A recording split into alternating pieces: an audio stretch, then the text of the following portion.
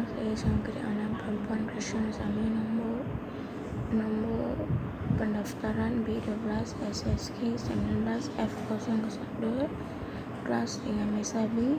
Hari ini saya membuat pembentangan topik 4.2. Tajuk pertama yang saya pilih ialah penyata Fungfu 19 51. Penyata Fungfu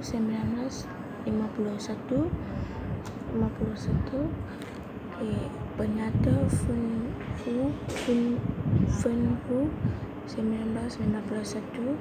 Pada tahun 1951, dua penasihat dari negara China telah dijemput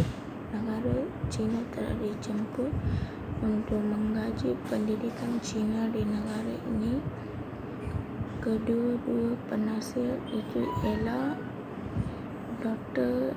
W.P. Fan dan Dr. Wu Tiyao.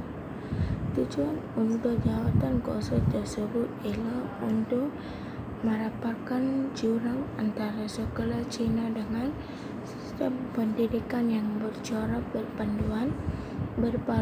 Di samping itu, jawatan kuasa tersebut juga memberi bimbingan tentang penyediaan buku-buku teks sekolah China yang seharusnya mengandungi unsur-unsur kehidupan di Taman Melayu. Seterusnya adalah hasil kajian penyata Fungfu 1951.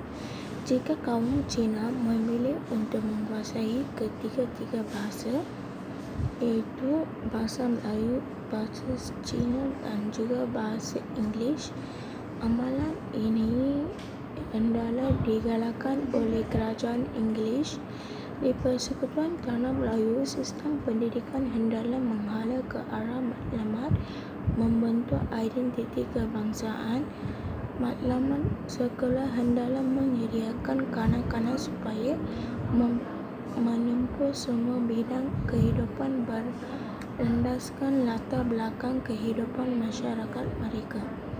Apa sahaja tindakan untuk memaksa rakyat berbilang kaum supaya mempelajari satu atau dua bahasa saja akan mengancam perpaduan kaum. Kekurangan guru terlatih bagi sekolah Cina. Bantuan kewangan untuk sekolah Cina hendaklah ditambah.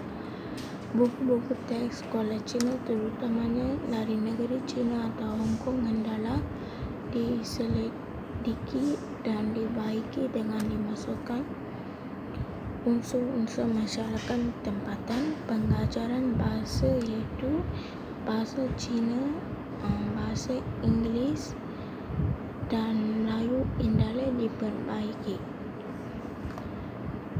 Lepas tu, tajuk kedua ialah Ordinan Pelajaran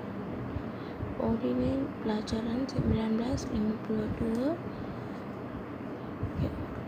Apabila dapat pandangan dalam laporan Bernas dan laporan Fenhu itu berlainan, kerajaan Inggeris kemudian menemukan sebuah jawatan kuasa khas untuk mengkaji kedua-dua laporan tersebut.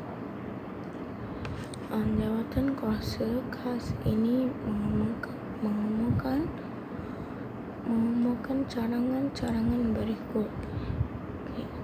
Pertama ialah dua jenis sistem persekolahan hendaklah ditubuhkan.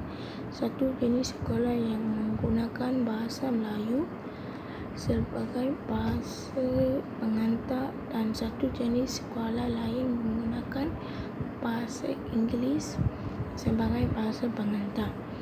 Pelajaran bahasa Cina dan bahasa Tamil akan disediakan jika terdapat 15 orang murid yang ingin belajar bahasa ibunda mereka.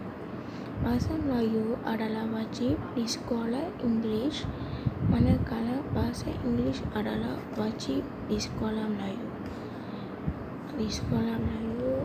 Seterusnya, laporan jawatan kuasa khas dibentangkan di Majlis Perundangan Persekutuan dan telah diluluskan pada bulan September, dikuatkuasakan sebagai Ordinen Pelajaran 1952.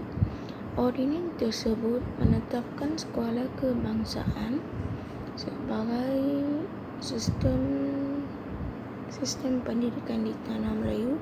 Seterusnya, walau bagaimanapun, cadangan Ordinen Pelajaran 1952 tidak dapat dilaksanakan kerana masalah kewangan. Dengan itu, satu lagi keusahawan khas ditubuhkan untuk mengkaji bagaimana cadangan-cadangan itu boleh dilaksanakan. Seterusnya, itu setakat itu saja. Sekian, terima kasih.